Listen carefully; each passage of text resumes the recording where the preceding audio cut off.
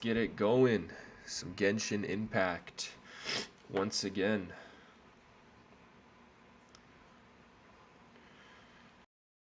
Pull up the live chat here.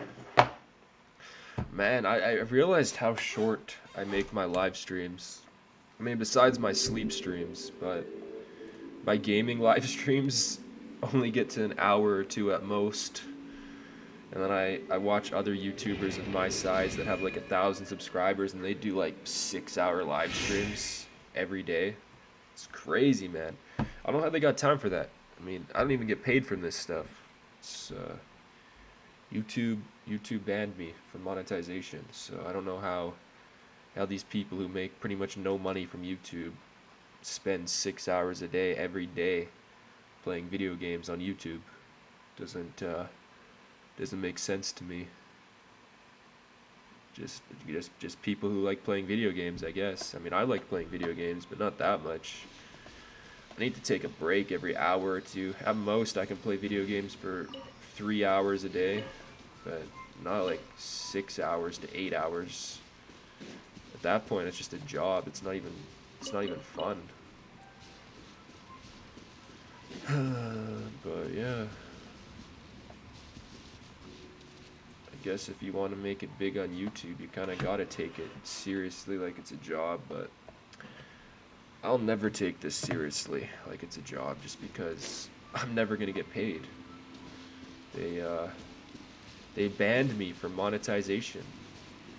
They won't even let me enable donations, so it's not even just ads, it's also donations. I can't get donations. They banned me from everything.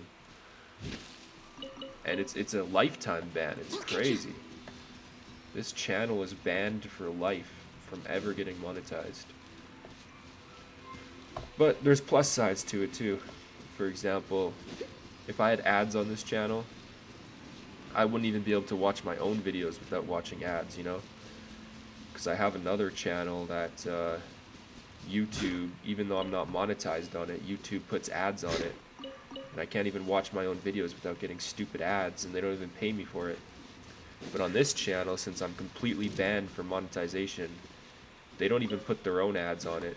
So it's kind of nice. This channel will never have ads. Even if I don't make money from it. I mean, YouTube's not going to make money from it either. There's never going to be ads. So, I mean, there is plus sides, but obviously the downside is I don't make money. Alright. Don't get frostbite. Yeah, maybe if I was making money from this channel, I'd take it a bit more seriously. Oh, there's these things. Okay, so I just gotta get these floating things back here.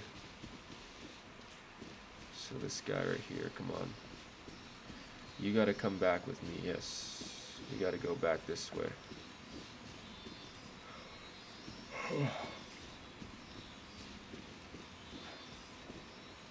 Yeah, get in there. Get in there. Good. Alright, there's one over here. Let's get this guy back in there.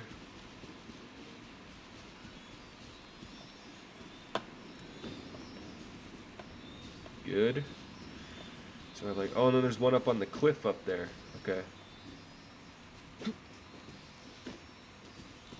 then that'll get all three of them in. Yeah, so that guy's in there now.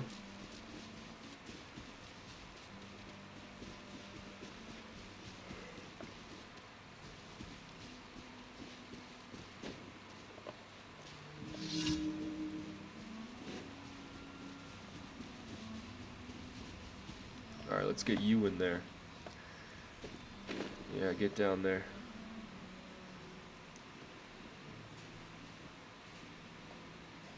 There we go.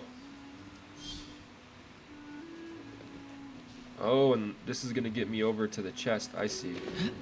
That's how I get to the chest. Whoa. I don't know if I want to go in that. I'm gonna hold off on going in that orb thing. I don't know what that does. I'm gonna get the chest first. Alright.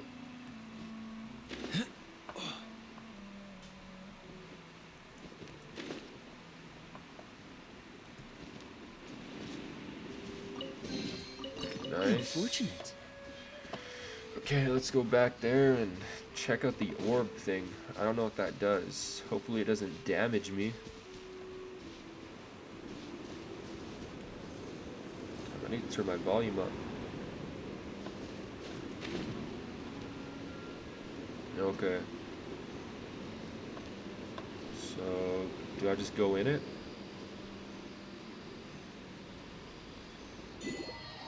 Oh, it's like a portal. What do I do? Freeze. It teleported me. Oh, to the island. Oh yeah, this is that island. I was wondering on the map how I could get here. That's how you get here. Through the portal. Okay. Interesting.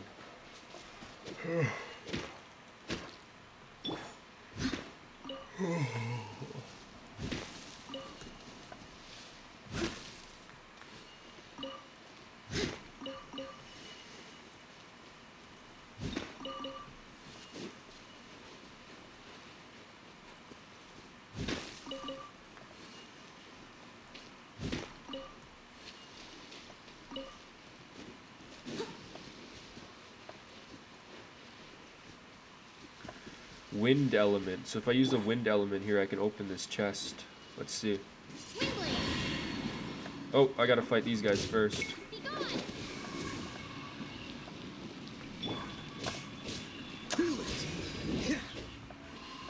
Oh. Damn, that guy's got a shield. These guys are pretty good. They're slimes. They're pretty good. Don't push your luck. Alright, one down. Ooh. Okay, one down. Two to go.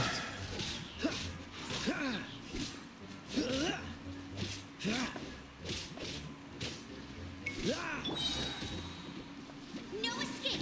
I'll race you there.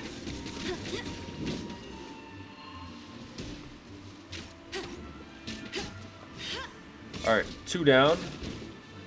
This one's got a shield though. This guy's got a shield. This is the most tanky guy. He's got a lot of health.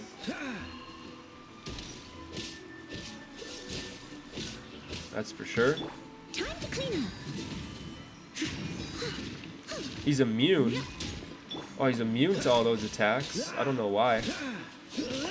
Okay.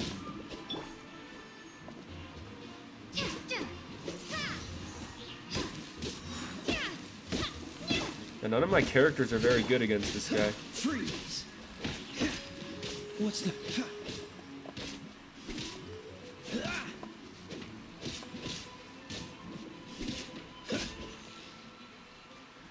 Cool.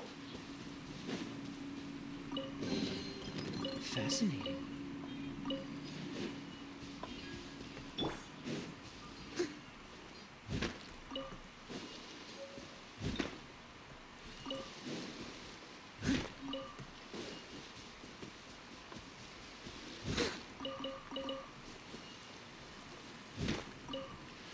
Collect all these chunks, rocks, so I can upgrade my weapons. What else is on this island here? Oh, there's one of those things.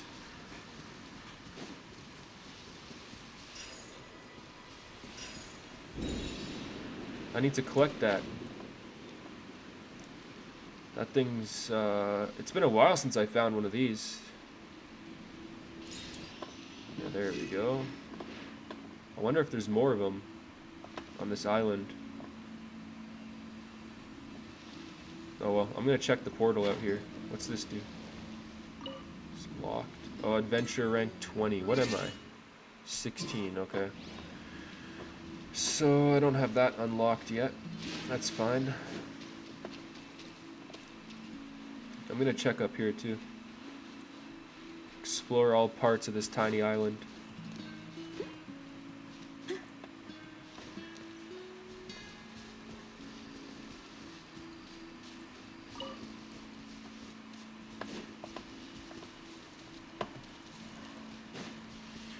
Alright, nothing down there.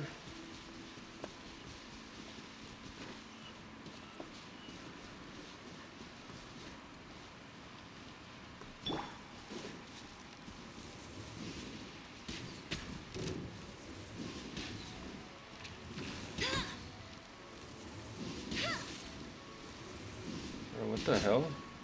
These things are good at dodging.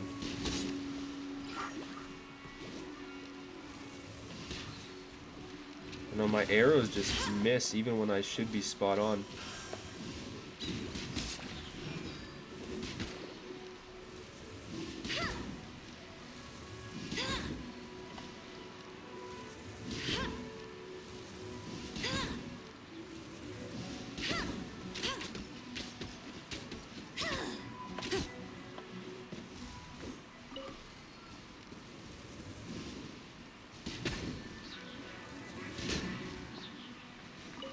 Bet you can't keep up with me. Alright, nice.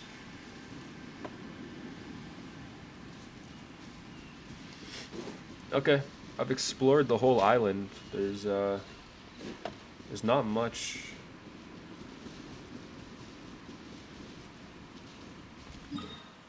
Alright.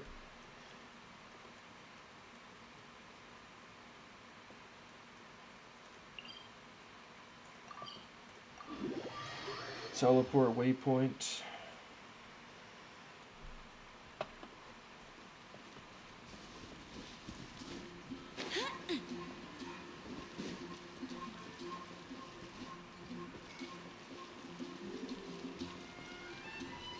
We meet again, avid adventurer.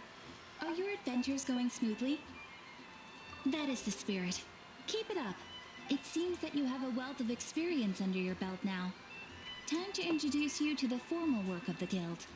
The guild receives requests from far and wide each day, and assigns commissions I to know. these commissions. What kind of? It is a mixed. I already but you know do not have this. to here you can find that. Please report back to me upon completion.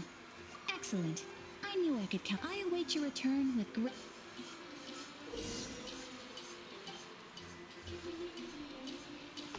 Press F1.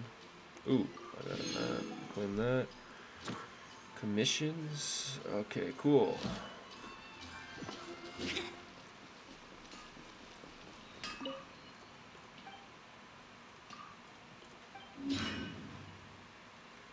Oh, nice. You made that for me. Made that for me. Make some more. Yeah. That's what I like to see. Okay. Where's weapon? Enhance. Okay. Okay, level 30. Got its level 31.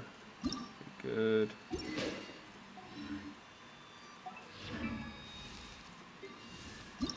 Level up. Level 36. Nice.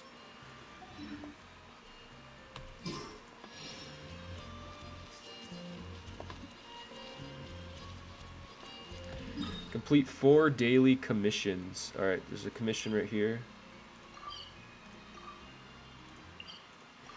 Let's navigate to this.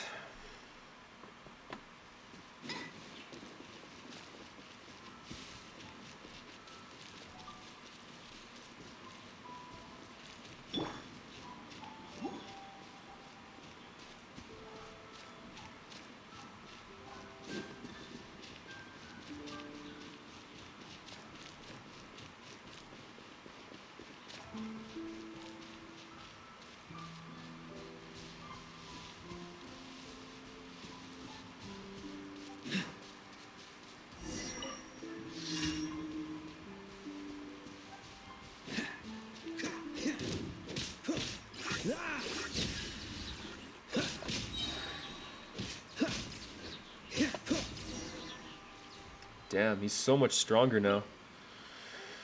Thank you kindly, ma'am.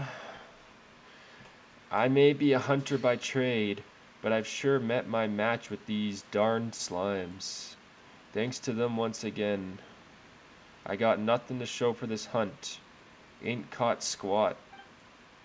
I sure hope the mother hunters ain't as unfortunate as me. Speaking of slimes and such, could you take a look-see around here for me? It could just be my imagination, but they seem to be showing up more and more around this town. Can you check the road ahead for slimes? If you see any, you know what to do. Alright, check the road up ahead for slimes, I guess.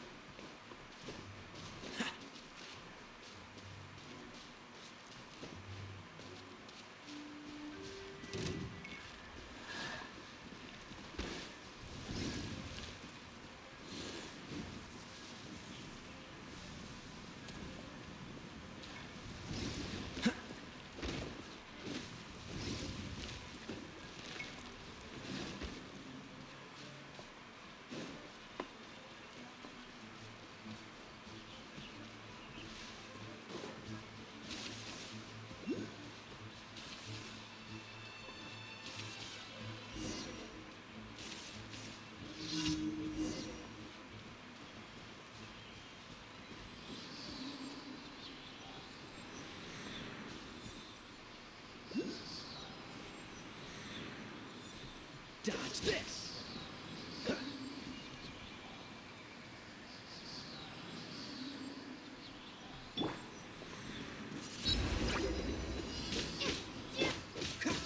This moment will be frozen in time.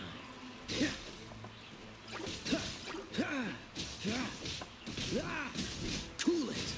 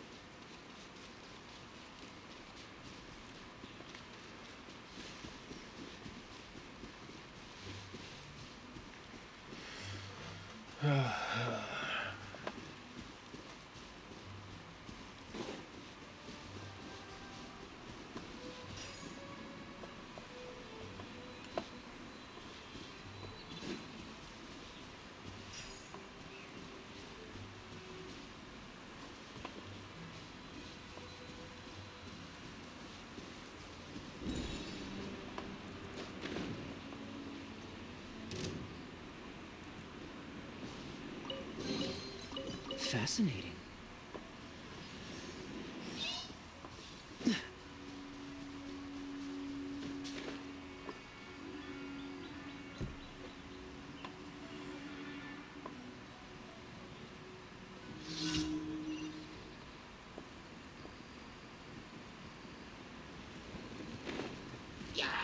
Freeze!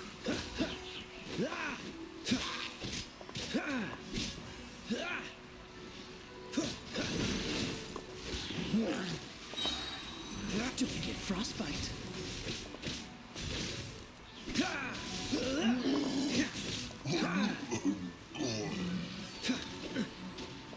Dodge this.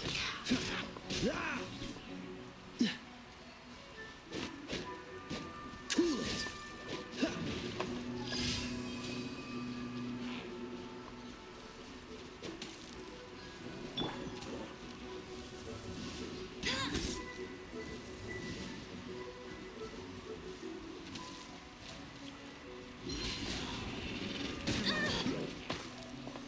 Let it rain.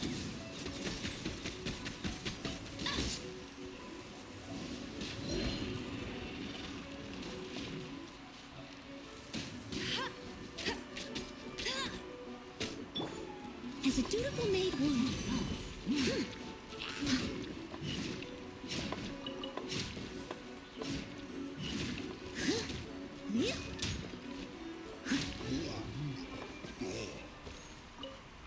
Someone needs assistance.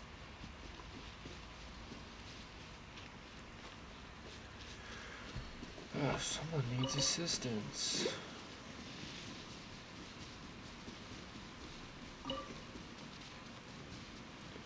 Alright, I think I gotta do one more of these side quest things, then I can speak to the Adventurers Guild. The Adventurer Guild, or the Adventurers Guild, whatever it's called.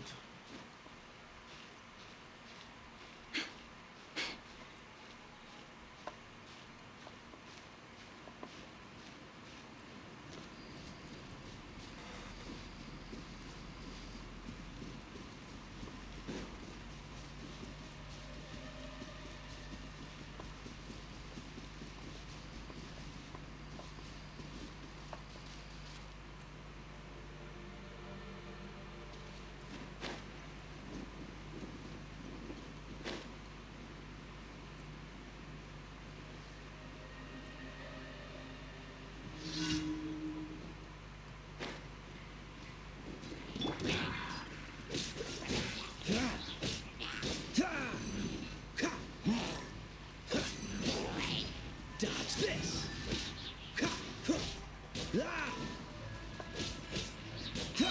Cool it. Oh, so sorry.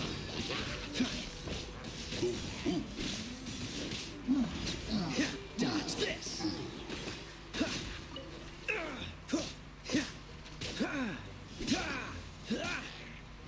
Freeze. What's the hurry?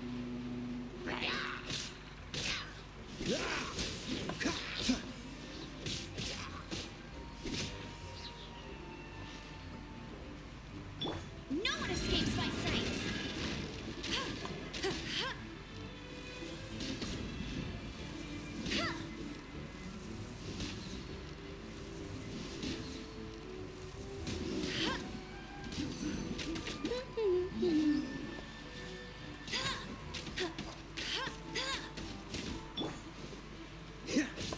This moment will be frozen in time.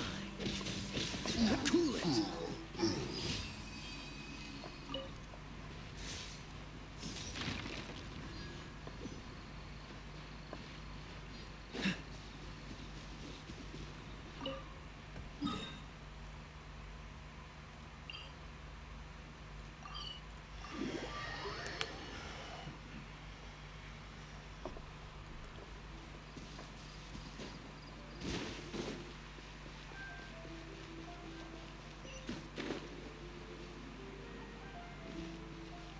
Ad Astra Abyssosk. Welcome to the Adventurers Guild.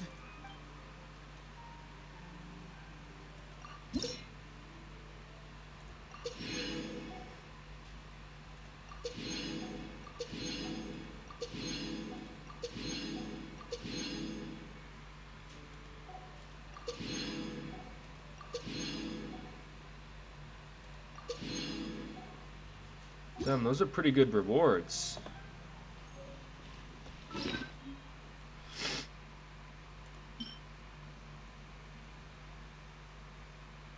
Why is it locked?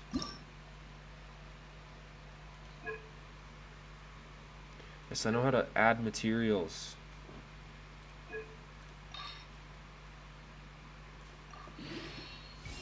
Cool, yes, I know. Fast equipped.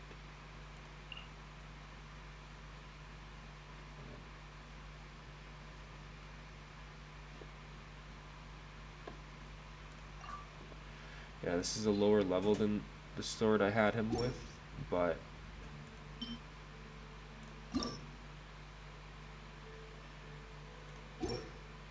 should be stronger.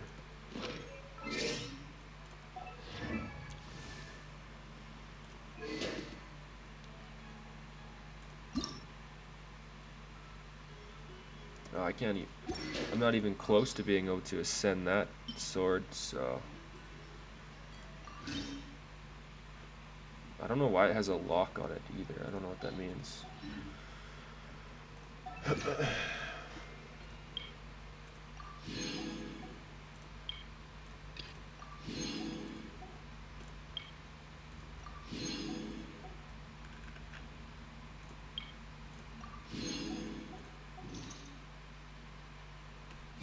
Come on, let's get moving.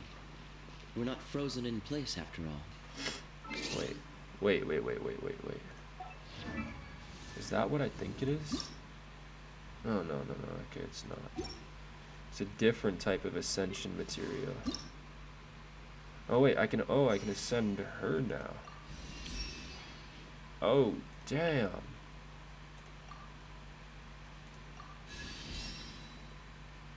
Okay, that's pretty cool.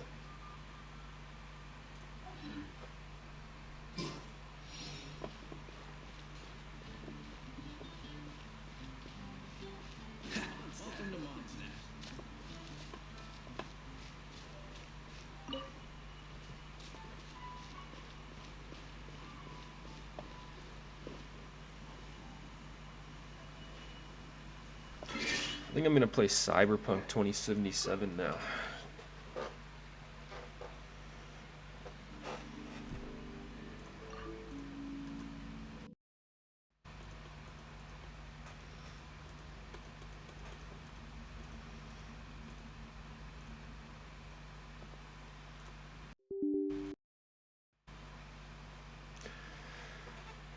The stream still says Genshin Impact, but I'm playing Cyberpunk 2077.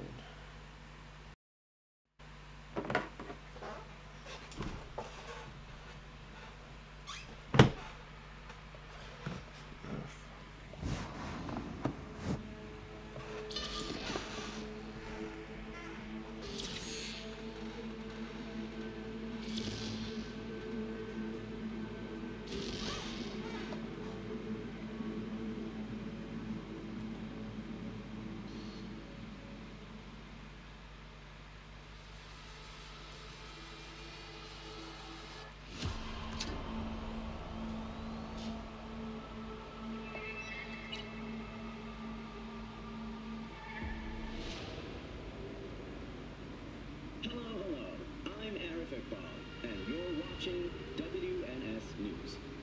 New details have emerged on the attempted abduction of Hanako Arasaka at the Arasaka-sponsored Dashi Parade. Early accounts first reported that the assailants struck as the parade was in full swing. They overwhelmed and seized control of the Arasaka Heiress's parade platform. Fortunately,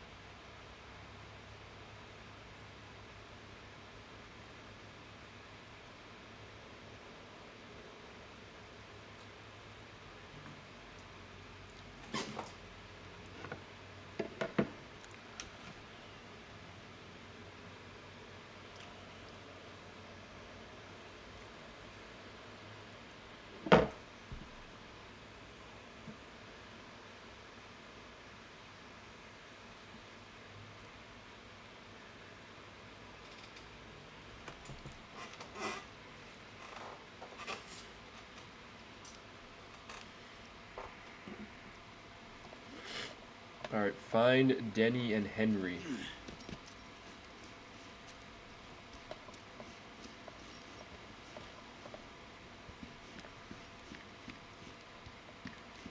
How do I find Denny and Henry? I don't even know what they look like.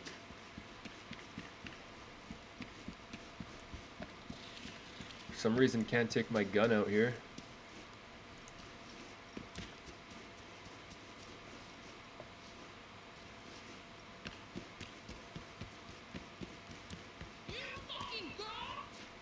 Hoo boy. Danny, Sounds sadly what are familiar. you doing here? Good you're here. This is really your house? This is your fucking pool? This your backup? In case you forgot why the hell you came here in the first place? Carrie sent me. It's about the concert. What concert? Why isn't he here talking to me?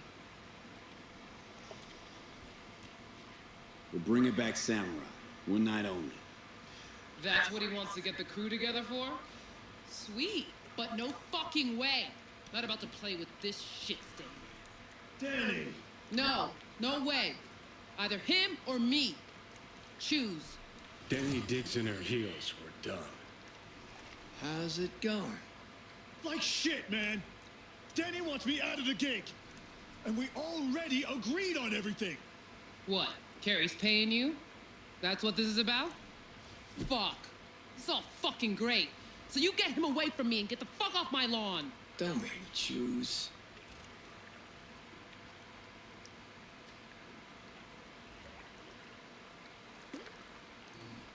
So?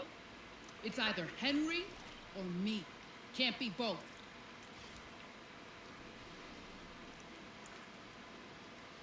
Rather jam with Henry.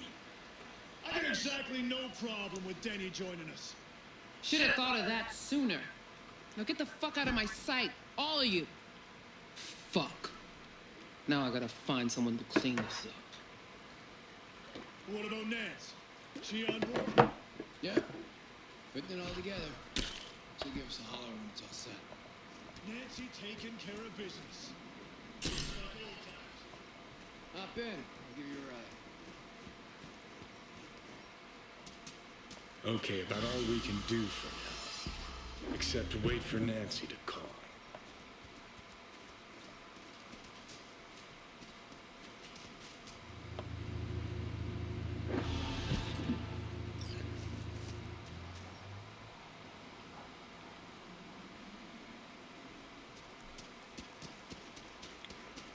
All right then. If you say so.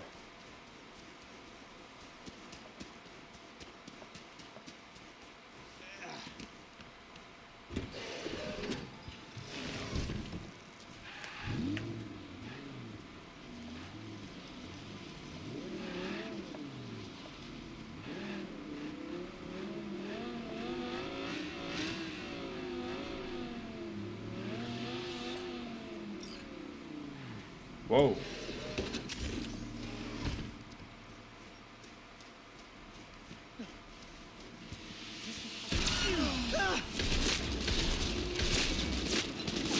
Target hit! Oh, what? I thought you were on my side.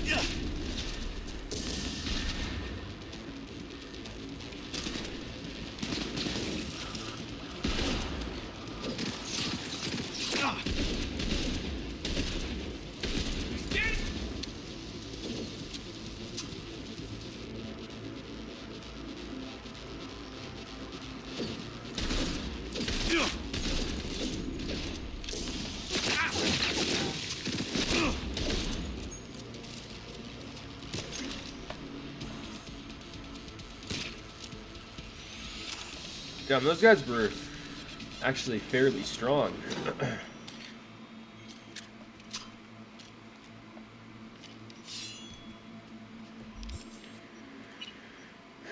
Get rid of this pistol.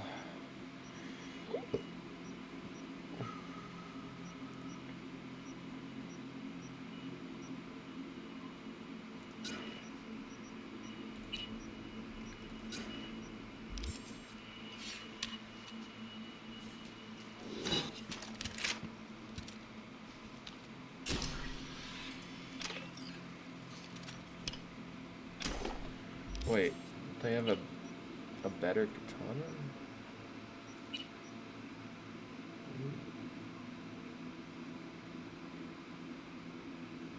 Ooh. Oh, this is a pretty good katana. It's pretty good.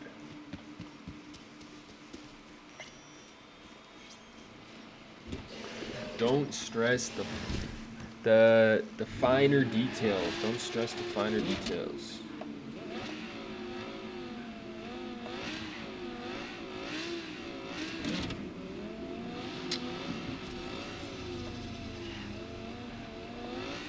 Area hostile? Why is this area hostile? We're good.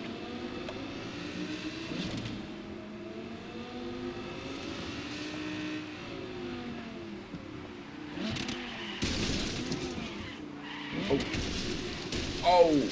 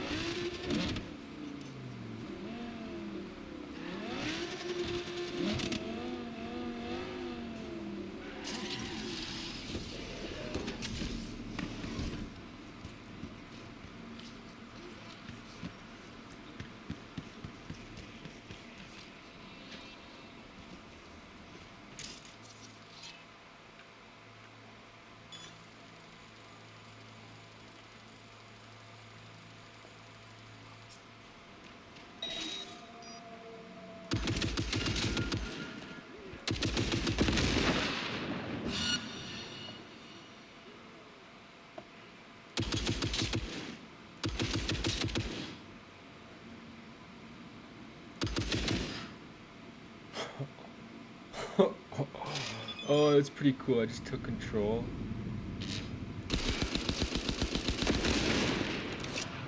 I just took control of that, and then I took all of them out with their own turret. Look, that guy, he got taken out with his own protection turret. Oh, what the hell? Whoa. I don't know where those are coming from. Okay, let's go around and see if I can get in here. I want to see what this place is. The walls are really high.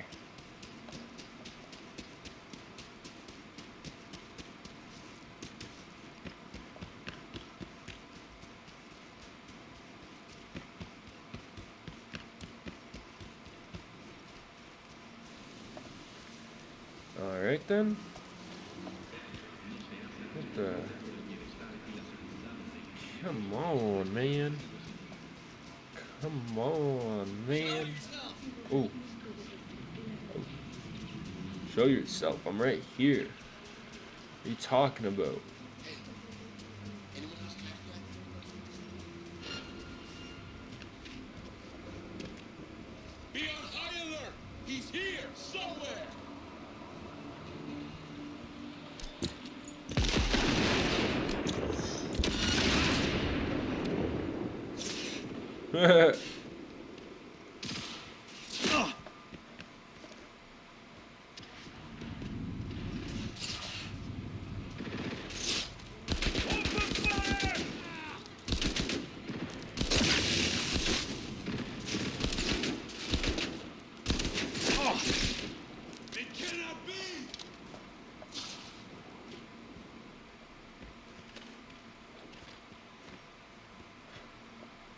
How do I get in here?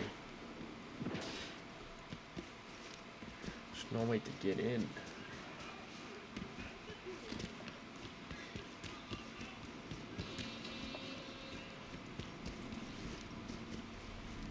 Oh. Just walk in right here. You know, this is like this doesn't give me access to it.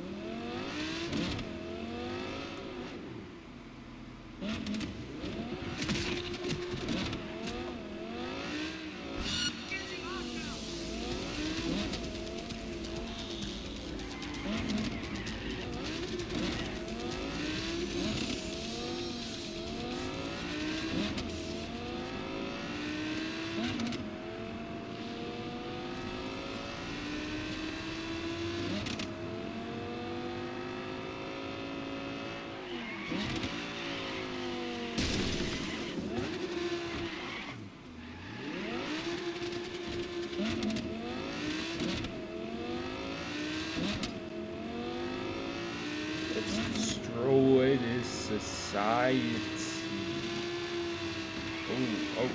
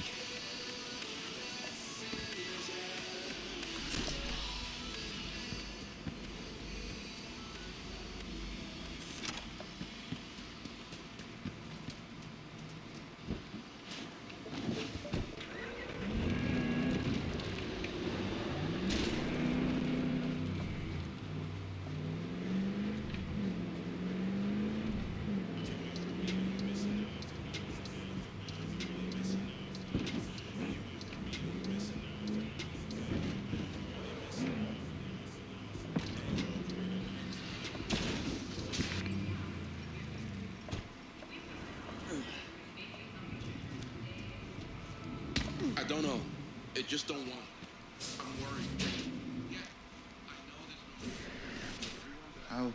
How may I help you? I'm looking for some new chrome. Of course. Get comfortable and we'll get to it.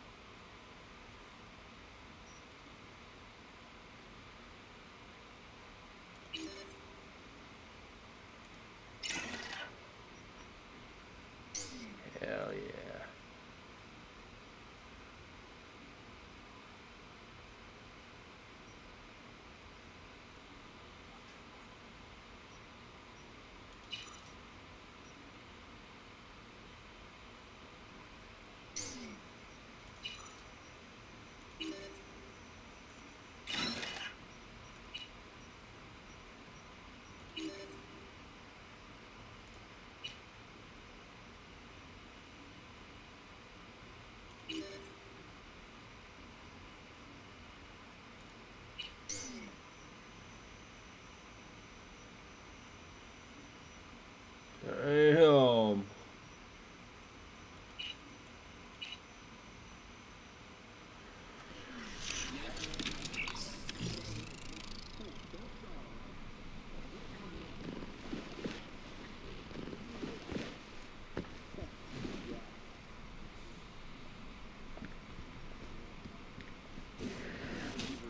And a co-processor. Oh, my walking penis. Look at all the upgrades I got now.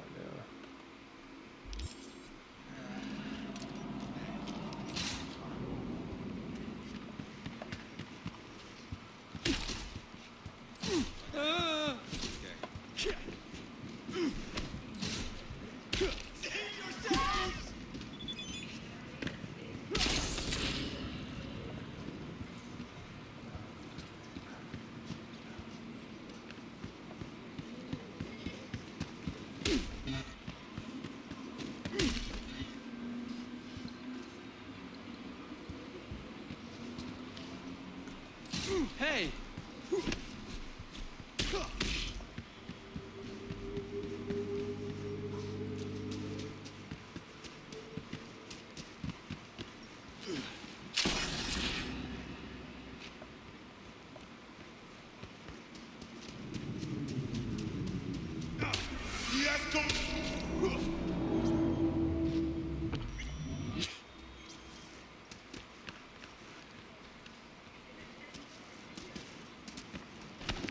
Hey!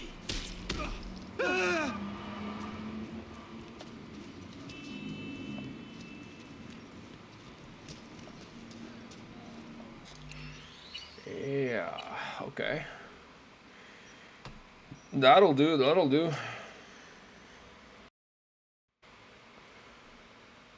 Oh damn, the stream isn't even at an hour yet. I was not counting on that. Okay. I guess I'll just watch some YouTube. Now, what's gold at today? Ooh, pretty good. Pretty good. Oh, silver. Wow. Wow, silver, yeah. That's what I like to see. Monetary reset is coming.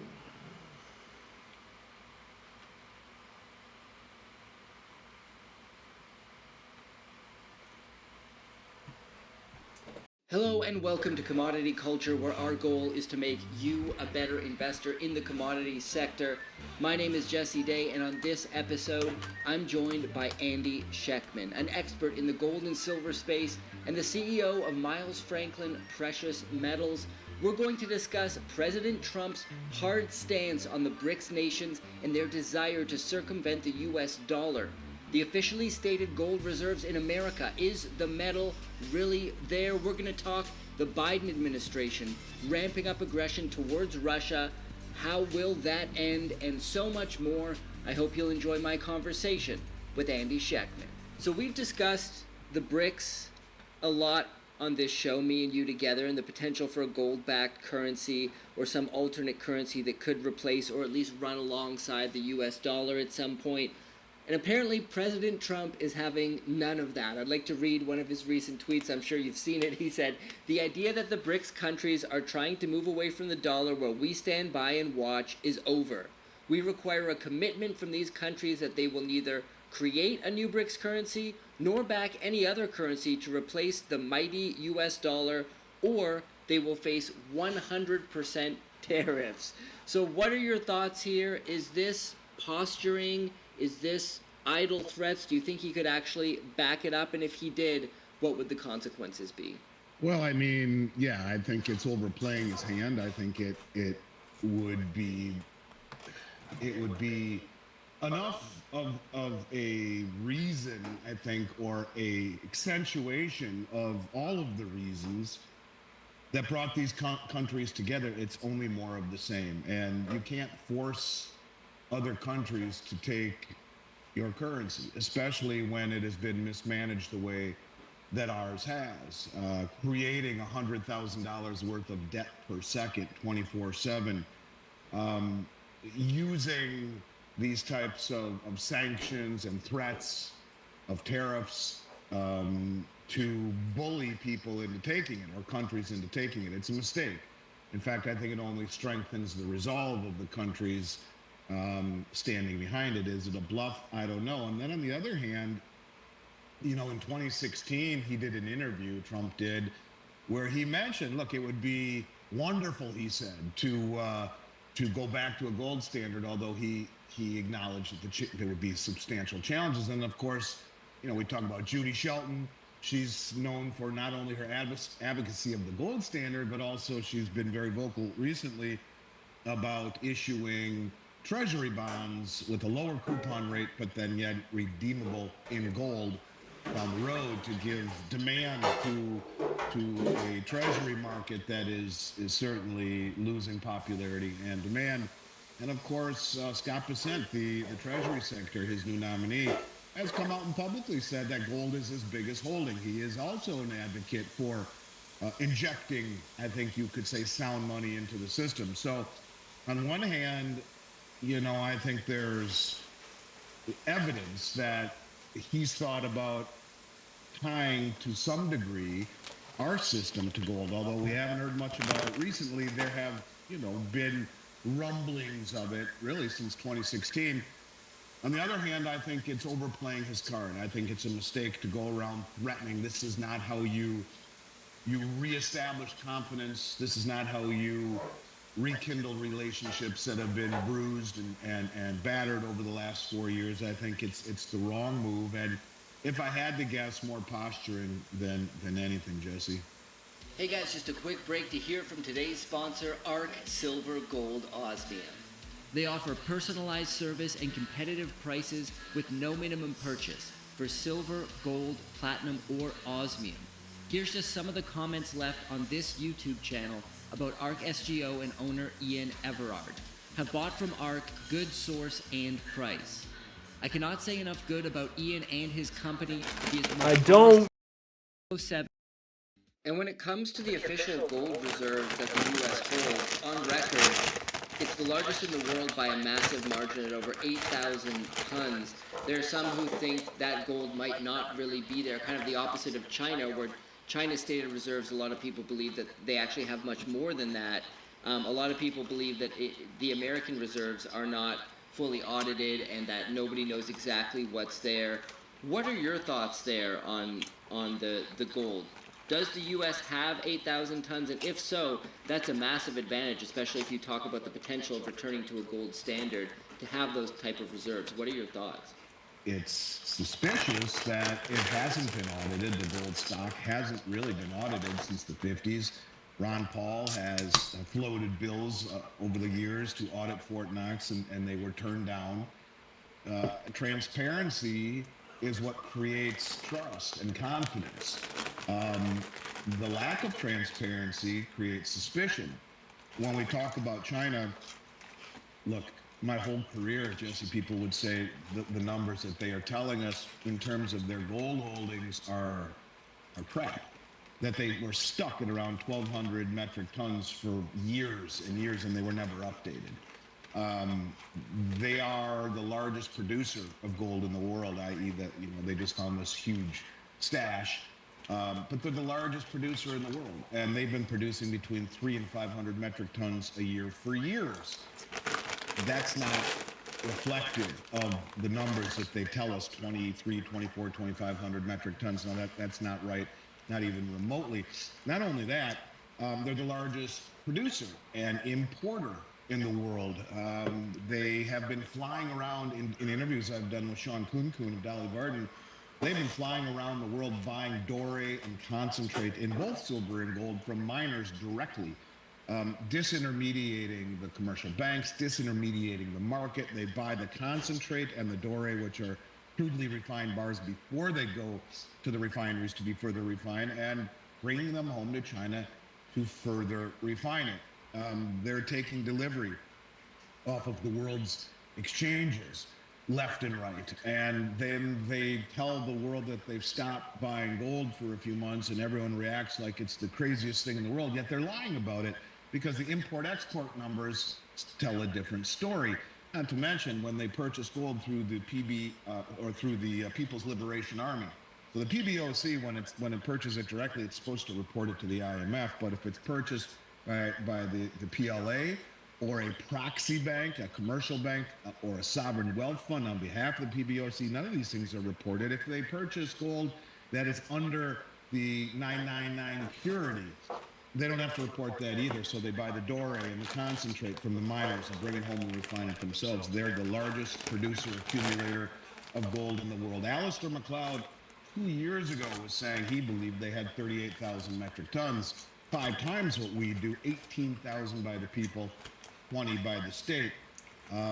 They've been telling their people for years to buy gold and incentivizing them to do so. So my guess is that, you know, let's just pretend that the West has all the gold they say they do. There's just giant IOU stickers on top of the bars. I don't know. It's annoying to me that they would be anything less than transparent, and I think it signals to the world that you know, again, more, it's just it lacks trust. And then you look at the Chinese, and it's the opposite. But in a world that is moving in this direction, the last thing you would ever want to do is tell people how much you have and how much you're accumulating, as it would crowd, the trade would be crowded out. Everyone would run to accumulate it. So I guess what I'm really getting at is that I truly believe China has way more than anyone in the world, far more than we do, and it would be in their best interest to keep that close to the vest. And by the same token, you know, if you believe the guys at GATA, like I do, he would tell you, they would tell you that the majority of the gold that the West has claimed to have has been leased out, pledged out, sold to keep the prices down for years and years and years. And if not, then just why not appease the people who are saying, why won't you do an audit, and just open it up to be audited? It is the gold of the American public, so just audit it. And anything short of that doesn't inspire confidence, and I think that's a bad thing.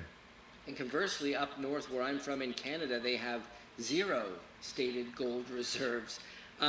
Hilariously, apparently Trump recently told Justin Trudeau that they could become a state of the U.S. if things didn't go well and he could be the governor. I found that quite amusing. But the underpinning that fact that they have 0 gold reserves in Canada, in the case of a monetary reset, in the case of, you know, either the world or certain nations going back onto a gold standard, in the case of hyperinflation or any of these things that could lead people back to sound money, where does that leave Canada in that situation?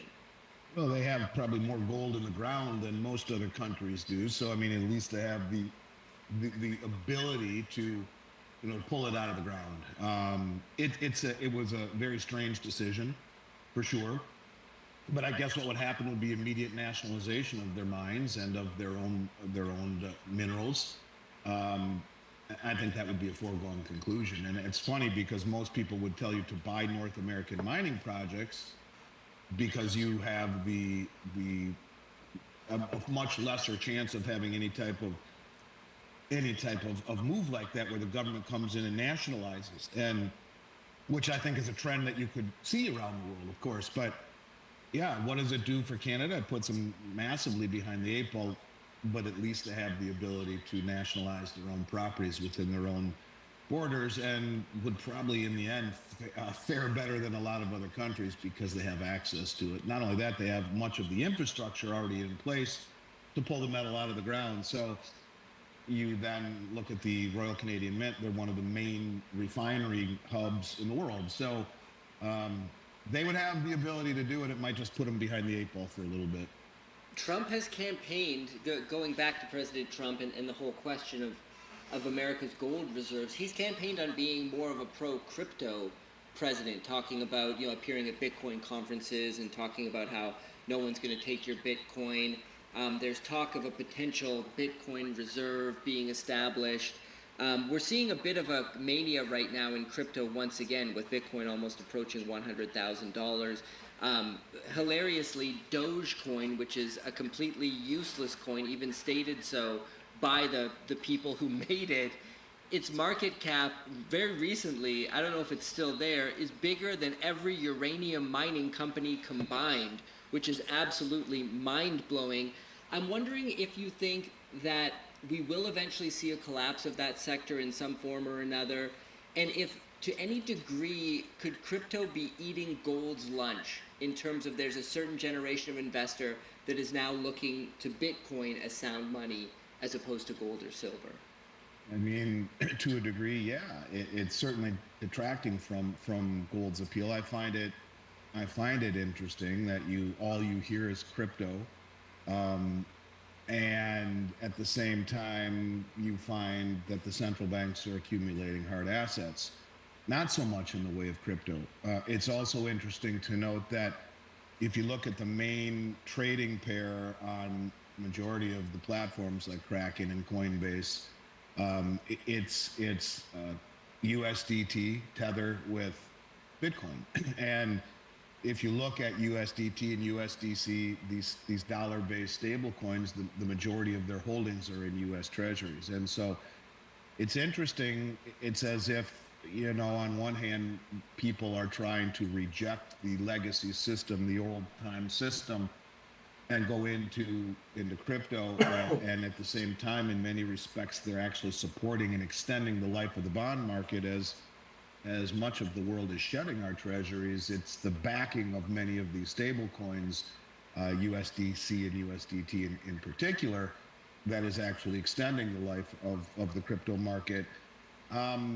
Yeah, I mean, instant gratification, Jesse, evidently is not fast enough for most people. And there's this get-rich gambling mentality on things like Dogecoin. And they have made people wealthy. They have indeed. But I find it interesting that in the end, we see the central banks buying gold hand over fist. And yet the impetus here with the public is into cryptocurrency.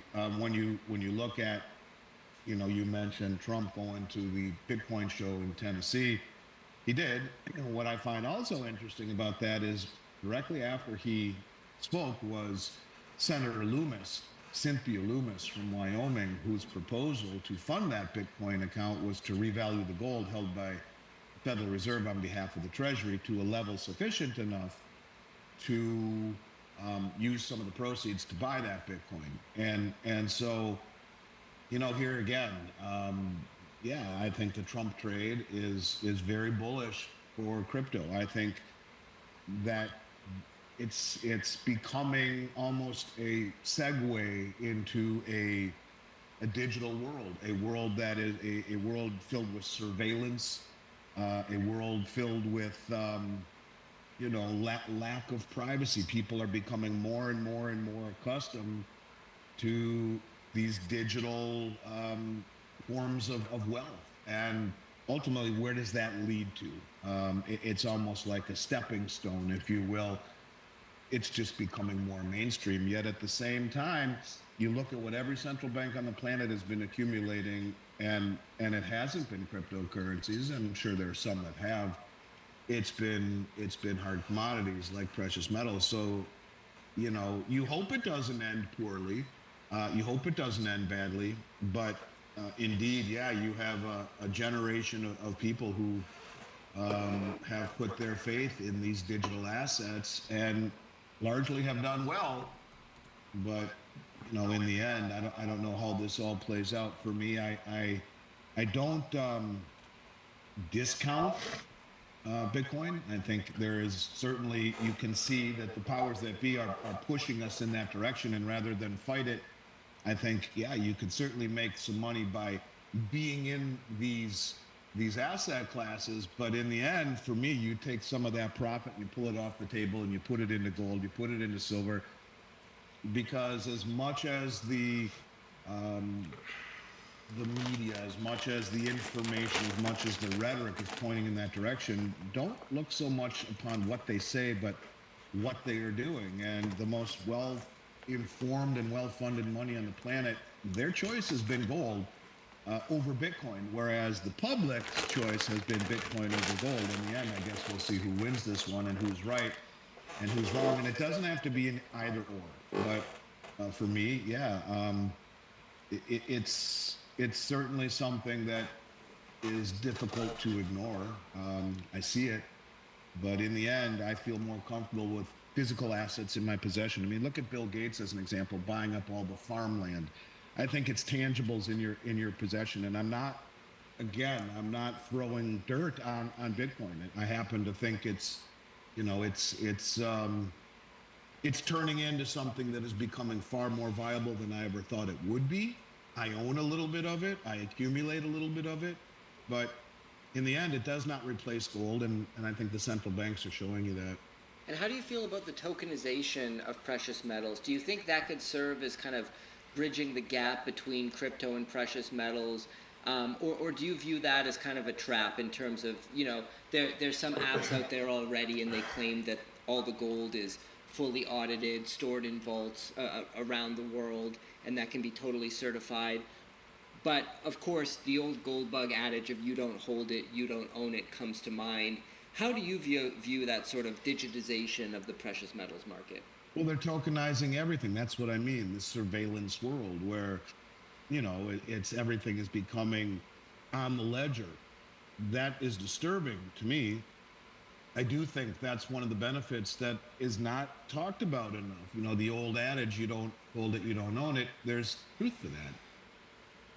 And in a world that's becoming increasingly digital, I don't know, I think there's a lot to be said for having it in your own possession, being off the grid, owning things that only you know that you own physically. And I think that's kind of the misconception, if you will, about cryptocurrencies, is that everyone thinks that you have such great anonymity.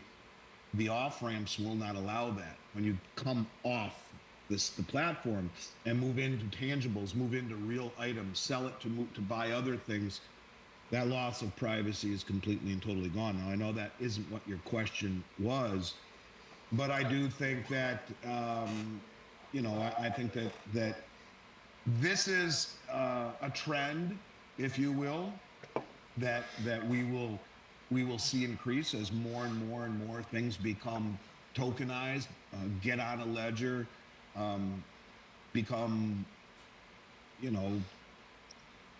something that erodes all of your privacy, and you end up being in a world where there is no privacy, there is no anonymity, everything is digitized and everything is moving in this surveillance state type of world. And does it ultimately move to the issuance of a central bank digital currency? Certainly the Federal Reserve would like that. Is that what this is? Is it the slow acceptance of everything being digitized, everything being tokenized? It's kind of what it feels like to me. And, I guess I'll go into that era kicking and screaming, hanging on to things that are, I guess you could say still old school and off the ledger and in my own possession. But, look, if that's the only way you're going to own gold and silver, okay, fine, I get it. But to me, there is no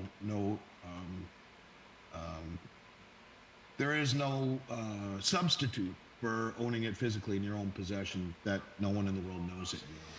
I want to shift to geopolitics for a moment and discuss the escalation involving Russia, Ukraine, the Biden administration giving Ukraine their blessing and most likely their satellite data as well to allow missile strikes into Russian territory. There are even talks out there about giving Ukraine nuclear weapons right now. In your view, why are these politicians so hell-bent on pushing for a full-blown world war and potential nuclear devastation? Well, I can tell you that their motivation has nothing to do for a genuine concern for Ukraine's sovereignty. It's I don't know, it's maybe one of the dumber things I've ever seen, that we were involved to this degree, spending, a couple $100 billion defending the Ukraine and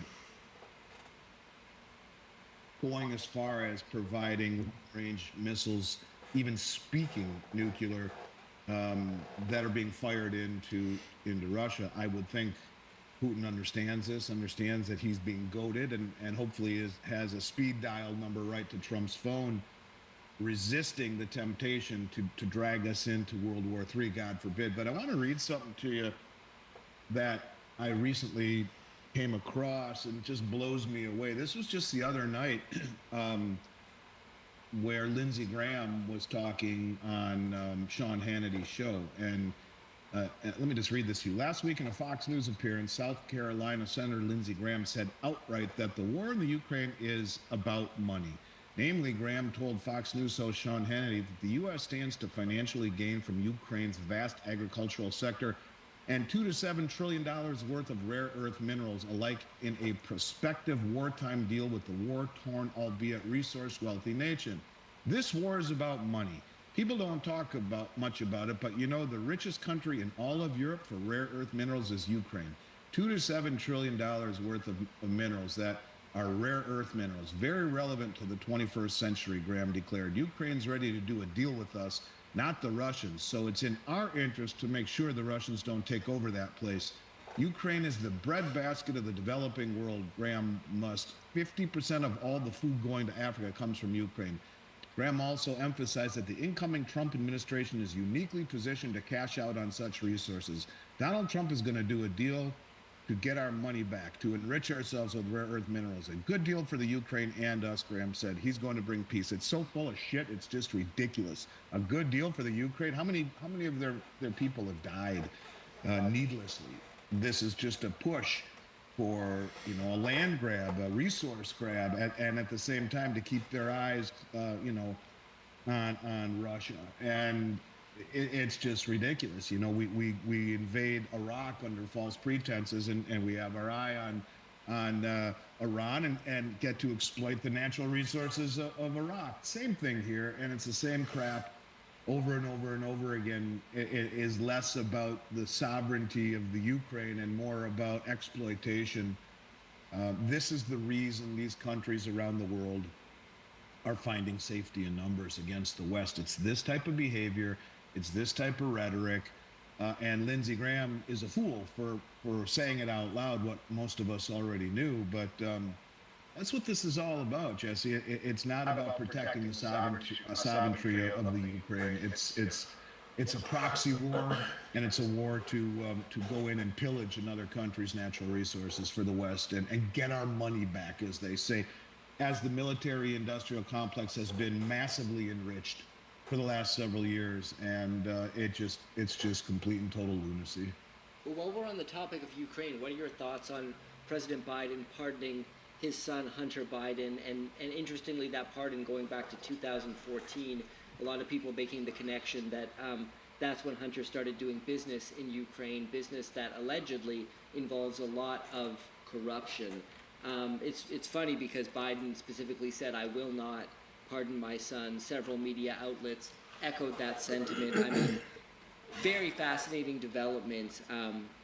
How do you see that? What are your thoughts? It's pathetic. I mean, here it is again. It's everything this administration.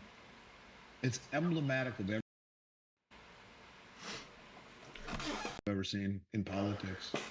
So with all this geopolitical uncertainty we're seeing around the world, conflicts, Russia, Ukraine, we've got the Middle East conflict going on, ceasefire supposedly called between Israel and Lebanon, but then there's some reports that Israel is continuing to attack, etc. I mean, I don't choose sides. My comment section gets very upset when it comes to whether one side or the other is being accused. I just think it's all kind of insanity and it needs to stop. But at the moment, gold's role as a safe haven asset seems obvious. If we do see further escalation, do you expect that to reflect in the gold price? And conversely, if cooler heads prevail and we start seeing peace negotiated with these various conflicts, would that ultimately be bearish for gold moving forward? Yeah, there's the war premium. I get it. I think gold and silver will move up independently of these geopolitical conflicts. Certainly, there's always that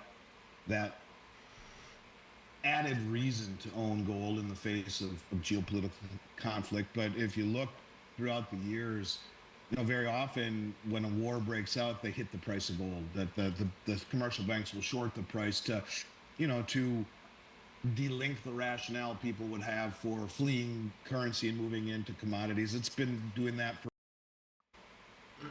Damn.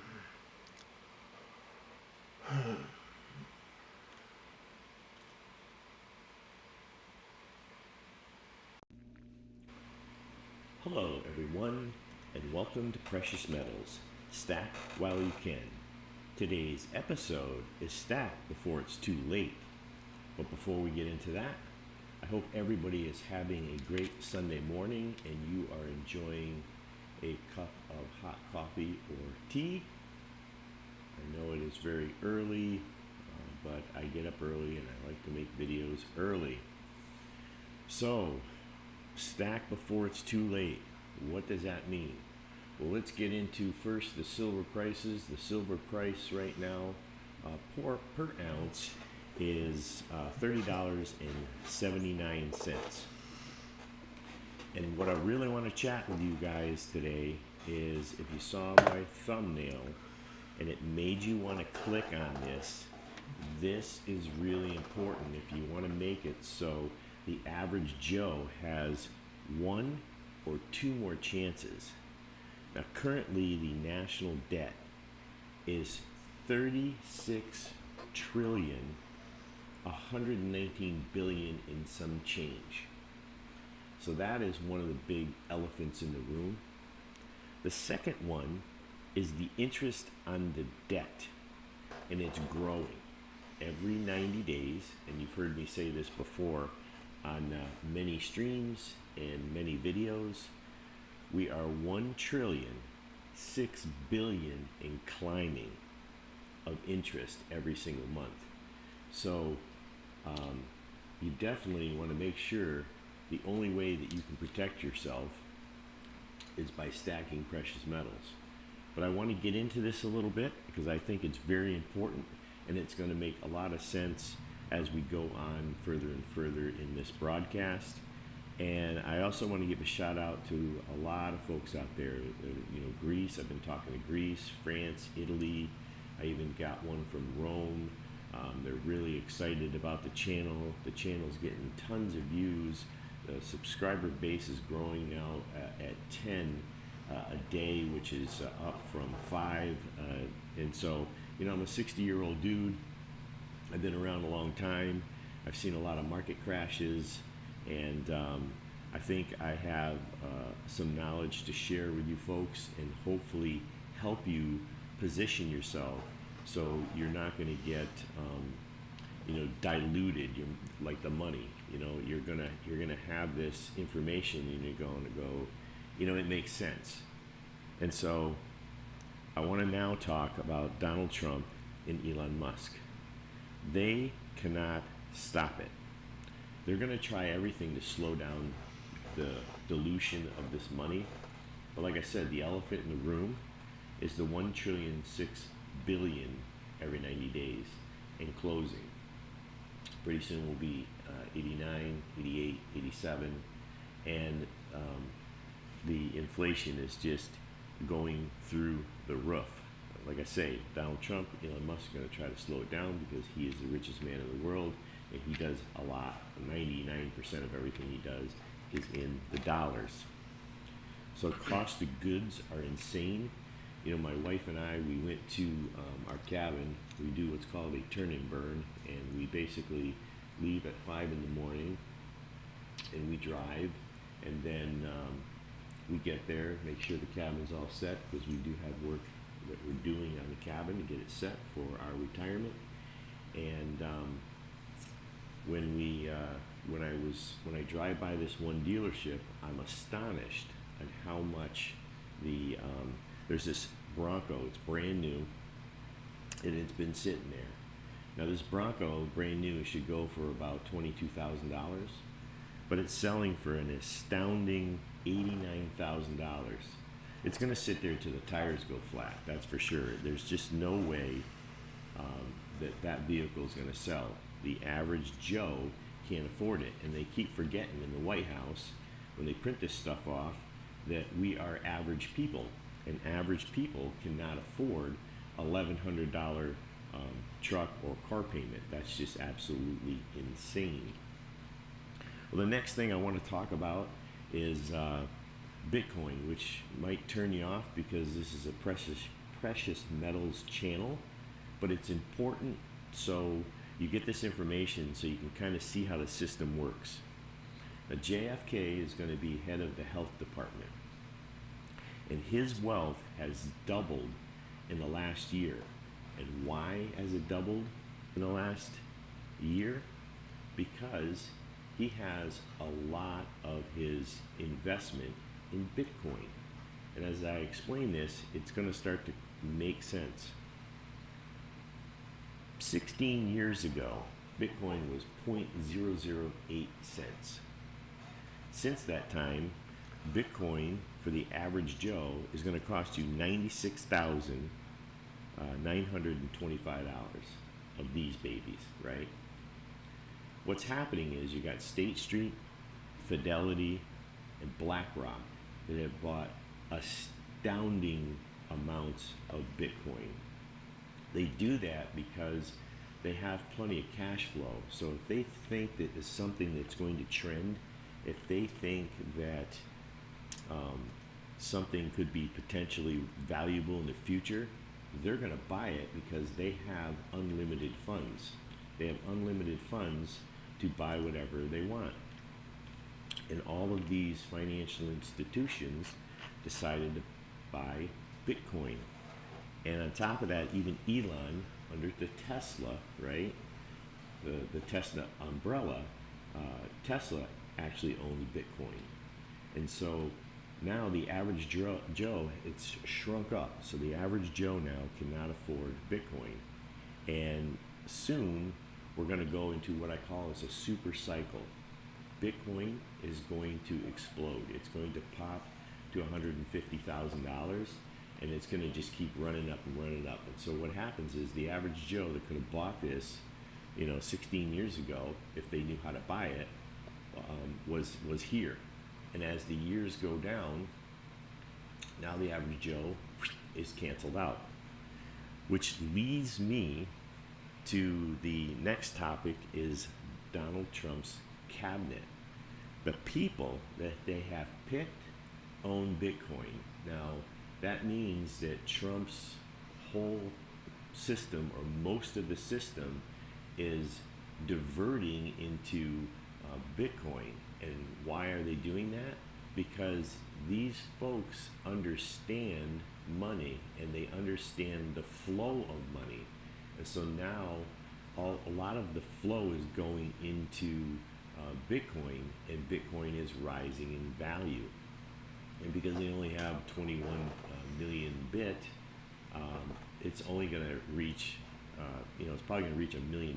But then again, this has already been out of the way for excluded for the average Joe. So now, central banks, what are they doing? What's the next target? This is the hugest part right here of this whole video. Central banks are buying up all the precious metals. They just keep buying it and buying it and buying it and buying it. And what's going to happen next? The precious metals is the target, and the average Joe is not going to be able to afford, because the average Joe is struggling now, afford to buy precious metals. And so the next super cycle is going to be precious metals, and the next super cycle is going to be meme coins. So if you know anything about meme coins, if you pick the right one, when Bitcoin hits this super cycle, you're going to be very, very rich. In this next super cycle, when this happens, and you have precious metals, you're going to be very, very rich. So I was talking to, or I had a comment that someone just bought their first 1 gram of gold. That's fantastic. That's amazing. In the future, you're going to look at these prices and you're going to go, why didn't I buy precious metals? For the average Joe, because crypto has a lot of loopholes, a lot of problems, a lot of understanding. You get your money locked into different exchanges. You may not understand it, and you have to do what I call L&L, which is lose and learn, because it's very difficult to figure crypto out. Now, some can, but most can't. But it's really easy to go to SD.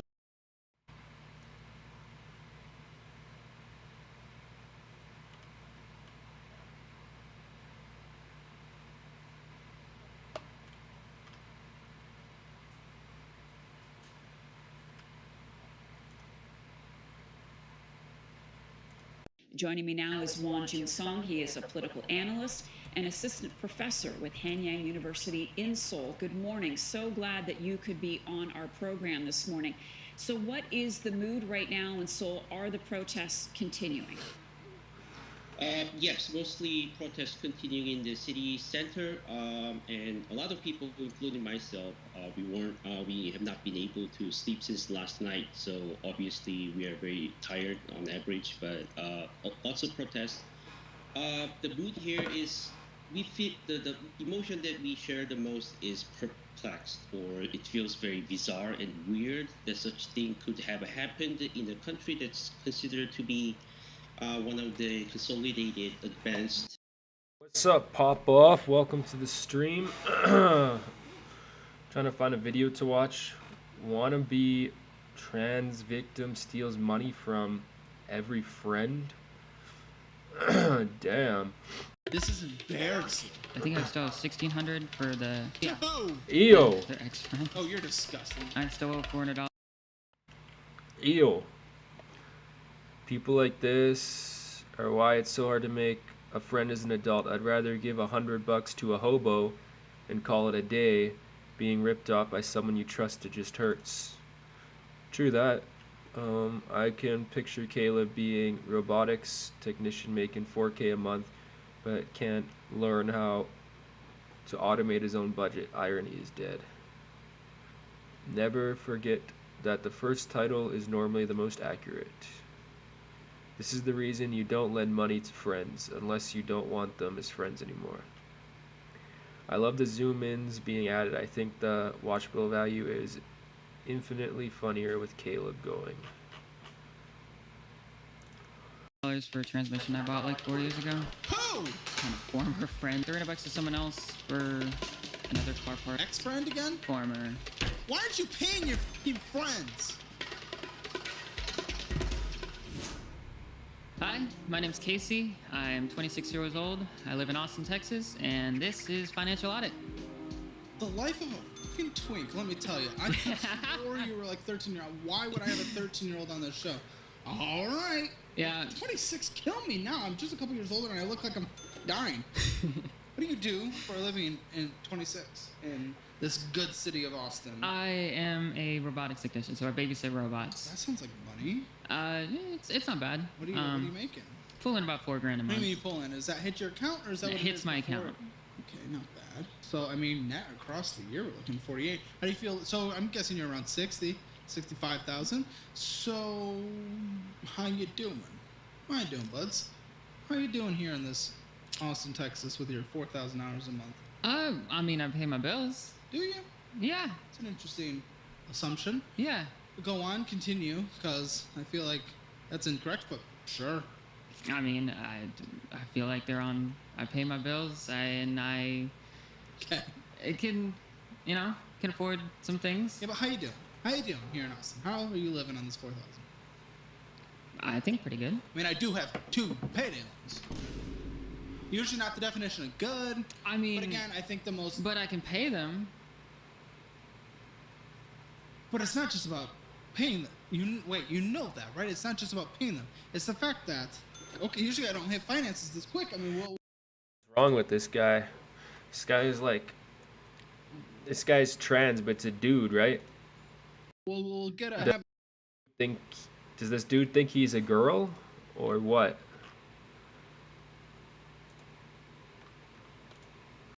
Get to know you section here in a bit, but I just need to call out for the sake of the audience. The cost of the interest on your iPhone is $200 more than the price of the iPhone. The amount of money that you're spending on interest alone. Interest alone. Interest alone. I don't like to go this hard out of the gate, but come on. That was stupid. And I need to really make sure you know that's stupid. Because if you don't, we're starting from a pretty scary place, and we have a long way to go at that point. I didn't have the money at the time for it, and I needed a phone. Did you need an iPhone? Well... Blue bubbles. They're nice. Are they worth $800 of interest? Oh, sorry. $927 of interest. Everyone I work with has an iPhone, so that's it makes great. it easy. I don't give a So, go on. Come on. Why couldn't you get a cheaper phone? I mean, I have only had iPhones my entire life, so I didn't want to switch. You needed a phone, though. Yeah. So I'm guessing you lost the phone. I broke a phone. Dropped in the bathtub, yeah. Okay, and you couldn't go temporarily on a cheap phone? Now, why'd you not have money? You said you're doing well, you said you're paying your bills, doing well, would suggest you'd have a fully funded emergency fund. Was your fully funded emergency fund that would have paid for an iPhone, that would have paid for 10 iPhones, that would have paid for maybe 12 iPhones. So, were you really doing well? Bro, I've watched this for 3. I already really don't like that dude.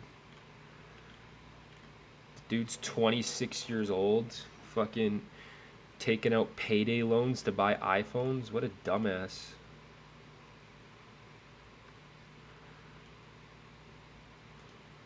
Serving them rocks, popping them rocks. I got your bitch on my cock. Diamonds with rocks, nigga just stop. I see the fake in your watch. You was a cop, you was a op. Fucking with me, you get popped.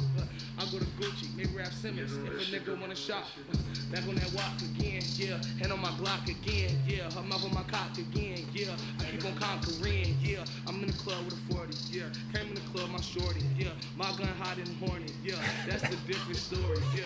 Hey, I'm a lot for like a Laker, bitch. I took the Henny, no chaser, bitch. My gun is full of lead, ironic. Instead of just get to a race and shit. Fuck with niggas on that racist shit. Run up on me, get the blazing shit. Jackie Chan cushion my switch, goddamn my smoke towel like an Asian kid. He's drinking no chasing bitch. Damn. Will the banks hold your money hostage? Prove your wealth or else. Yeah. Why society hates working class men. Yo, what is going on, guys? Got a bit of an interesting video for you here today on why society ignores the average working man. Let's jump right into it. As always, don't forget to leave your thoughts. He's crazy. It's crazy. Who Juice WRLD? Yeah, he has some crazy freestyles. Yeah, he could go off. There's this one funny freestyle where I forget all the lyrics, but it was like, I make him scream baby baby like Justin Bieber or something like that. It was hilarious. And your comments. Let's take a listen. I think that if you looked at the average male, female in the United States and looked at the deficits and benefits of the sex, you know, what are the advantages to being a man? What are the disadvantages? It turns out that it's just a complicated mix of blessings and burdens. There are ways in which men are privileged and ways in which women are. And it's impossible to say who's better off at this point. And it also depends on the complex set of advantages and burdens, and it varies by social class and so forth. But it's absurd to simply say the women are so much worse off and the men are. I mean, I think it's a central fallacy in feminism. They fail to notice, well, let me put it this way. I think too much of the feminist movement focuses on men and women at the very top in professions, like how many CEOs of Fortune 500s. And it's true, there are far more men than women, and it would be, I would like to see more men who are, you know, senators and just at the top of their profession. Yeah, of course, right? The reason why they focus on these particular professions and these particular fields is because these individuals oftentimes don't actually care about equality whatsoever. They care about getting power. Again, you know, guys, I was going through the comments of this particular video, and one dude made a great point, which was, you know, he would start caring about the amount of women in CEO positions as soon as the women started caring about the amount of men who are homeless, right? But of course they don't, guys. They don't want to equalize, you know, the amount of bricklayers or the amount of plumbers. What they're trying to equalize is, and I would argue just honestly replace, is the men in powerful positions. Now, let's be real about it. A lot of these women are not earning their powerful positions at all. Like, it's not as if a lot of women are going out here and creating their own hyper-successful companies and things like this. They can, and they have been able to for many years, but typically they don't, guys, right? But yeah, of course, they're going after these powerful positions because it's not about equality. It is about power. They don't want to actually do the things that you know, is required to get power, like starting your own company or your own business and things like this, because that takes effort. But what happens when you look further down in society, in people who are not, in the top 10% in terms of education and elite degrees and so forth? It's a different picture. If you look at working class men and women, it's, both have burdens and challenges, and one of the special burdens that a working class young man has is he's likely to be less educated. And he's... Okay, let me just stop you right there. I have heard this word so many times on these videos, man. The men are less educated. Like, can we talk about what that means? Because if you mean that there are less dudes who go like $50,000 in debt for some useless piece of paper, I should hope so. Because you have so many of these people who they go to university, they get their degree, they never use it, they're in debt, they've walked out with no practical skills whatsoever, and then they are the ones who are calling themselves educated. Oh, we're more educated than men. Are you really? Because that guy, right, who goes out there and does some work that doesn't require one of these stupid university degrees, and he does his own thing, he does his own work. I mean, oftentimes they're in a far more successful position than the quote-unquote educated people, right? It's ridiculous, man. You have these like educated women who they'll look over the bricklayers, they'll look over the the plumbers and stuff because it's not glamorous enough for them. But these are the guys who, number one, are the backbone of society, and number two, they're in a better position than the women anyway. It's like, yeah, you're more educated. Congratulations, you've been sold useless pieces of paper. Now, I will say this, obviously there are useful degrees. I'm not saying that there aren't. There are some fields that genuinely do require degrees, and I assume those are quite difficult to obtain. But for the most part, universities are a business, and women are getting scammed, and while they're getting scammed, they're calling themselves educated. Hilarious stuff. Great content there. Let's keep going. Special burdens that a working class young man has is he's likely to be less educated. And he's entering an information economy where, as I keep saying, education has never been more important, and literacy has never been more important. And we have a large cohort of young men coming along who are not going to find a place for themselves in this economy. And so the fact that we have a women's movement that has only looked and primarily focused on some imbalances at the very pinnacle of society and not looked at just the reality of the lives. And to be more specific, if you look at, they'll talk about the wage gap, and that's true, there's a gap and we want to close it, but I think we have to be honest about it. It's not as extreme as they say, and most of it's explained by the different jobs men and women do, or how many hours you work per week, things like that. Yeah, pretty much all of it is gone. This whole wage gap thing is a complete myth, guys. Women do not work as long. They are not likely to work the extra hours. They are not likely to travel.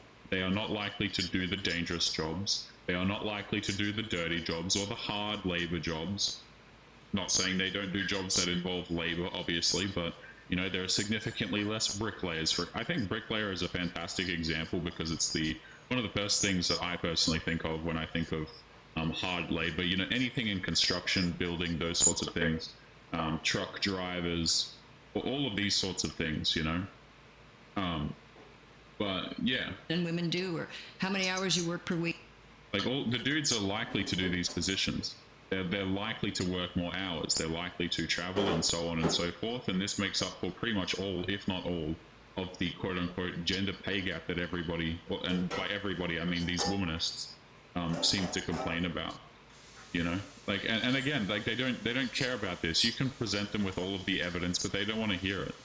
Women are treated unequally. Which, by the way, if all of the women were underpaid, all of these companies would be sued. You know why? Because all the women would come out there and have a legal grounds to complain. They'd lawyer up and they'd sue the hell out of these companies. They absolutely would. They would sue the hell out of their workplaces, but they can't because a lot of these workplaces are not paying people different amounts on the basis of gender. Why? Because it's illegal, and it has been illegal for a very long time now. But no, guys, all of these companies, they're just getting away with this super illegal practice, and women just earn less money magically because they're women. Down with the patriarchy, am I right? Things like that. But also men do most of the dangerous jobs. there's a huge gap in mortality in the workplace. Like, I don't know, something like 5,000 Americans die in the workplace every year. 94% of them are men. Whoa, whoa, we're not supposed to talk about stats here. What's going on? 94% of work-related deaths in the US are men. What a, I'm not even shocked to hear that statistic, guys. I'm really not. I'm shocked to hear a woman talk about it, to be honest with you, because normally they don't bring this sort of crap up. But yeah, this is, I would not be surprised if this was 100% accurate at all. So that, that's, and then it goes for, that's mortality, but also it's true for injuries. And I mean, men do most of the dangerous, gritty jobs, the jobs where you're outside or pitching tar or on top of roofs or construction. These are largely male undertakings, and it has to be factored in when you're doing this calculus of well-being. And but we don't do that. We just don't do it.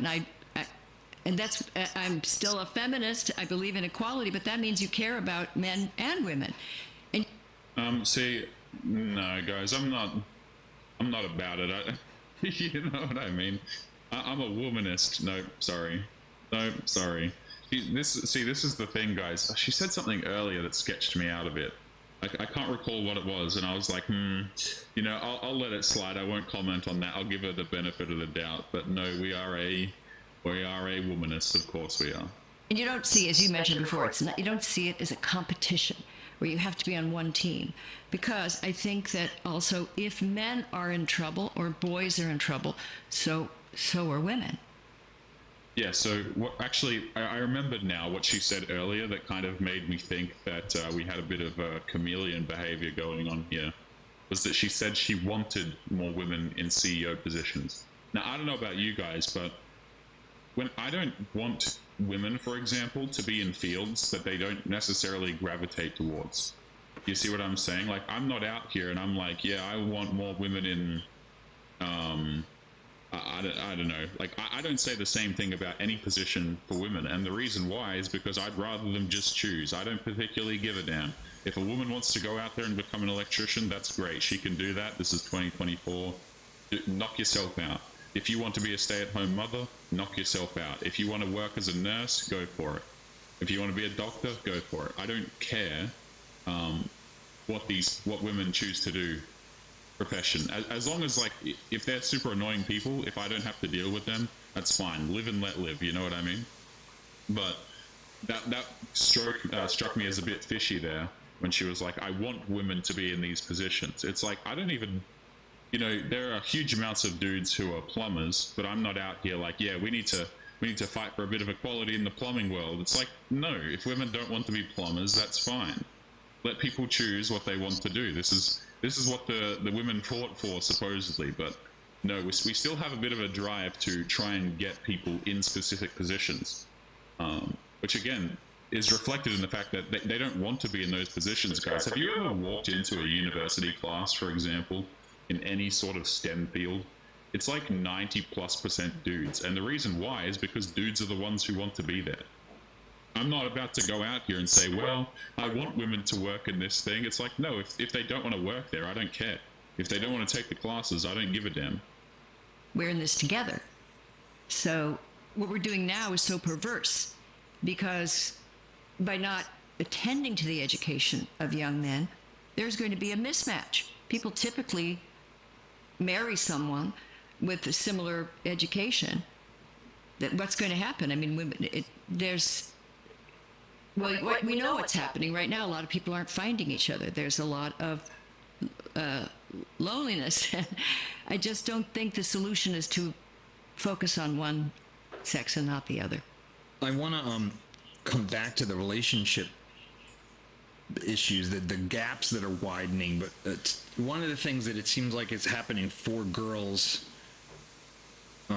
that is maybe more exaggerated in our times right now is what Jonathan Haidt's been noting about the impacts of social media in particular, and that the anxiety, the self-harm, the general psychological profile for girls seems to be collapsing farther faster than boys. in response to their screen time. How have you looked at this? How do you understand what's happening to boys and girls here? At first, I thought that Jonathan Haidt, whom I greatly respect, but at first I thought he was exaggerating and it wasn't that bad. But I'm convinced that something is amiss, and it does seem to correlate with the rise of this times girls spend on social media. And I'd be very worried as a parent. I mean, I think people are worried. I will say this, it's another reason that we should attend to gender differences, because there's these disparate impacts. So I think it's clear to me that as we pull back on recess, that had a very bad impact on boys. And schools have, by the way, cut back from, a lot of parents think it was the way it was when they were kids, but it's not at all. Some schools don't have it at all. But with girls, I would think social media, there may be a disparate impact. And Jonathan Haidt has shown evidence that there is, and it's a reason to be aware, to attend to the differences and how it may affect kids. But I will say one thing. There's one of the reasons teachers might give that they want boys to write about their feelings, and they want schools to be more feeling-centered, is that they think this is necessary to combat the dangers of, some unhinged masculinity or something. But there was a very interesting study by, I think it was Amanda Rose at the time. She was at University of Pennsylvania, and she interviewed a huge group of adolescent boys and girls and asked them how they felt after if they had a terrible problem, how did they feel after they talked about it? Did talking about it, talking it through, make them feel better? And she asked this, 14, 15-year-old kids. Gay. That's gay. Anyways, I'm going to start up another live stream. I'm going to cook a steak. So, yeah, I'll be right back. I'm going to start up a different live stream. Just did some dishes, so I got everything ready for a steak.